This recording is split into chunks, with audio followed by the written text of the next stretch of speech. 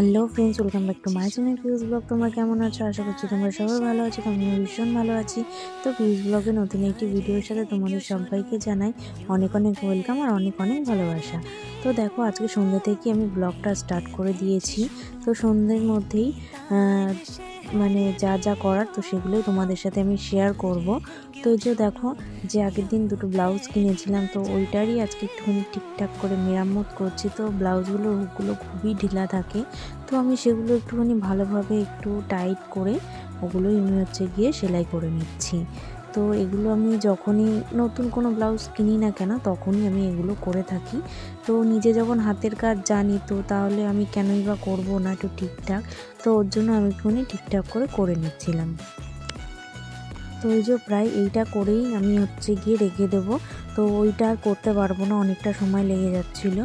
তো দেখো, তারপরে গিয়ে বিছানাটা একটুখানি ভালোভাবে গুছিয়ে নিচ্ছিলাম। তো ওই যে দুপুরবেলা ঘুমিয়েছিলাম, তো ঘুমালে তো বিছানাটা এলোমেলো হয়ে থাকবে। ওর জন্যই গিয়ে বিছানাটা একটুখানি সুন্দর করে গুছিয়ে গাছিয়ে রেখে দিচ্ছিলাম। তো না গুছিয়ে রাখলে ধরো কেউ একজন আসলো, যদি বিছানাটা অগোছালো লাগে দেখতেও কিন্তু খুব একটা ভালো লাগে না, একদমই খারাপ লাগে যদি বিছানাটা গোছানো না থাকে। তো ওর জন্য একটু সুন্দর করে গুছিয়ে গাছিয়ে রেখে দিলাম। আর এইগুলো সমস্ত জিনিসপত্র এবার নিয়ে চলে এসেছি, মানে জামা কাপড়। তো এগুলোই আমি গিয়ে এখন আবার ভাঁজ করে নেব। তো এই যে সুন্দর করে এখন আমি ভাঁজ করে নিচ্ছি। তো স্নান করে উঠে যেগুলো আমি গিয়ে পরেছিলাম, তো সেগুলোই গিয়ে কেচে টেচে দিয়েছিলাম।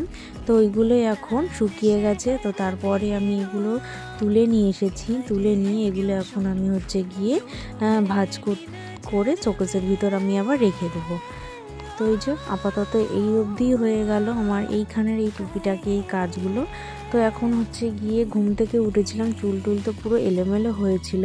তো এই জন্য এখন একটুখানি যে চুলটা আঁচড়ে নিচ্ছি, সিঁদুরটা একটু পরে নেব, কারণ ওই যে চুল টুল প্রচণ্ড এলোমেলো হয়ে থাকে। তো আমি আজকে আর স্নান করার পরে না একটু চুল আঁচড়াতে পারিনি, আর সিঁদুরও পরতে পারিনি। তো সেরকম একটা সময় পাইনি, খেয়ে দিয়ে শুয়ে পড়েছিলাম, তো ওর জন্য আর সময় হয়ে ওঠেনি। তো এখন বিকেলবেলা ঘুম থেকে উঠে এখন ওটাই করে নিলাম। তো দেখো, তারপরে এই যে এসেছি আবার তেল ঢালতে। তো তোমাদেরকে তো আগের দিন বলেছিলাম এই তেলের জারটা কিনেছিলাম নতুন, আমার তো ভীষণই ভালো লেগেছিল। তো এটাতে খুবই সুন্দর হয় তেল ঢালতে, অল্পও তেল ঢালা যায়, একেবারে বেশি করে পড়ে না। তো যাই হোক, তেলটা ঢালা হয়ে গেছে। তো এবার চলে এসেছি আবার গিয়ে পাস্তা করতে। তো আগের দিন তোমরা তো দেখলে যে আমি বড় একটা প্যাকেট কিনে নিয়ে এসেছিলাম। তো আগের দিন সবাই ছিল, তো সবাই মিলে খেয়েছিলাম। আর তো আজকে তো আর কেউ নেই, তো দুজন আছি, তো দুজনে মিলেই গিয়ে খেয়ে নেব। তো ও বলল যে বিকেলের টিফিন এখন কি খাবে, তো বলছে যে পাস্তা বানাও। তাই জন্য আমি গিয়ে পাস্তা বানাবো বলে বসে পড়েছি। তো পাস্তা তো আগের দিন তোমরা দেখলে যে আমি কিভাবে বানাই, তো আজকেও ঠিক ওই একই রকমভাবেই বানাবো, একটুখানিও আলাদা করব না। কারণ যা যা ঘরে ছিল আমি সেগুলো দিয়েই গিয়ে পাস্তাটা আমি বানিয়ে নেব। এই যে দেখো, সেদ্ধ করা হয়েই গেছে আমার প্রায়। তো এবার আমি গিয়ে নামিয়ে নিচ্ছি। এবার বেশি সেদ্ধ তো আবার করা যাবে না, না হলে কিন্তু ওই কড়াইতে লেগে যাবে। তো তারপরে গিয়ে এই যে ডিমটা আমি ভালো করে ভেজে নেব ডিমটা। তো এইভাবেই তো আমি ডিম ভাজি, আগের দিনও তোমাদেরকে আমি দেখিয়েছিলাম যে এইভাবেই আমি গিয়ে ডিমটা ভাজি।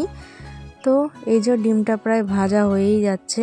তো এটাকে খুব হালকা করেই ভাজবো, কড়া করে ভাজলে একদমই খেতে ভালো লাগবে না। হালকা করে ভেজে বা তুলে রেখে দিলাম। তো এরপরে আবার গিয়ে তেল দিয়ে দিয়েছি। তেল দেওয়ার পরে গিয়ে এই যে পেঁয়াজ লঙ্কা এগুলোকে দিয়ে নিয়েছি। পেঁয়াজ লঙ্কা দেওয়ার পরে যে সসগুলোকে আমি দিয়ে নিলাম, যে সসগুলো ছিল ঘরে সেগুলোই দিয়ে নিলাম। তো এবার গিয়ে এটা পাস্তাটা দিয়ে ডিম দিয়ে তারপরে গিয়ে লবণ দিয়ে দিলাম, চিনি দিয়ে দিলাম। তো এগুলো দিয়ে ভালোভাবে একটু নাড়িয়ে চাড়িয়ে এবার গিয়ে ভিনিগারটা একটু দিয়ে দিলাম।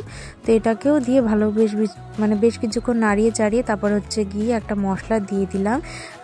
এটা এভারেস্টের চিকেন মশলা, ওটাই দিয়ে দিয়েছি। তারপর গোলমরিচ গুঁড়ো দিয়ে দিলাম। তো এই যে হয়ে গেছে আমার গিয়ে পাস্তা রেডি। তো এবার গিয়ে নিয়ে চলে যাই ওর কাছে। তো বসে কাজ করছে এখন, তো চলো ওকে নিয়ে ওর কাছে নিয়ে যাই পাস্তাটা। ওকে দেব, ওর জন্য বানিয়েছিলাম। তো দেখো, ও এখন আঠার কাজ করছে। তো এখনই ও হাতটা মুছে মানে খেয়ে নেবে। তো তো ওই যে দেখো ওদিকে হচ্ছে ফোনে সানডে সাসপেন্স শুনছিল আর এদিকে হচ্ছে গিয়ে কাজ করছিল। তো পাস্তাটা কিন্তু খেতে খুবই ভালো হয়েছিল, ওটাই আমি জিজ্ঞাসা করছিলাম কেমন হয়েছে না হয়েছে, তো বলছিল ভালোই হয়েছে। তো ওই যে দেখো আবার আমাকে বলবে যে আমাকে খাওয়ার কথা, তো আমি এখন খাবো না, তো আমি পরে একা নিজেই খেয়ে নেবো, যে খেতে বসে পড়েছি ওকে দেওয়ার পরে আমি একা একা। তো চলো এবার হচ্ছে গিয়ে রেডি হয়ে আমরা বেরিয়ে পড়েছি, কোথায় যাচ্ছি। তো যে বিকেল থেকে সংসারে টুকিটাকি কাজ করে পাড়ার সবাই মিলে বেরিয়ে পড়েছি আনন্দ করতে করতে ঠাকুর আনতে। হ্যাঁ, সরস্বতী পুজো বলে কথাই, দেখো পাড়ার সবাই মিলে আনন্দ করতে করতে বেরিয়ে পড়েছি। তো যাব হচ্ছে গিয়ে সাজিরহাটে। তো আমাদের ওখানেই ঠাকুর ভালো পাওয়া যাবে, তো অনেক ধরনের ঠাকুর পাবো দেখতে। তো তোমরা চলো আমাদের সাথে সাথে গেলে তোমরাও বুঝতে পারবে যে আমাদের এখানে অনেক রকমের ঠাকুর আছে।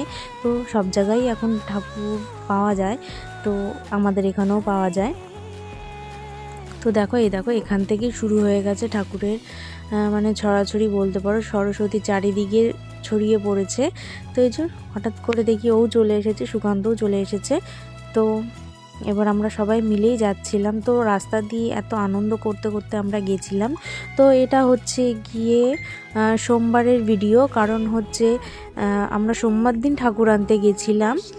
তো সোমবার দিন তো আমরা যদি সবাই মিলে যাই তো খুবই আনন্দ করতে করতে যাই। তো দেখো মেন রোডে যে উঠে গেছি, উঠে যাওয়ার পরে দেখো রাস্তাঘাটে ভীষণ গাড়ি চলাচল করছিল।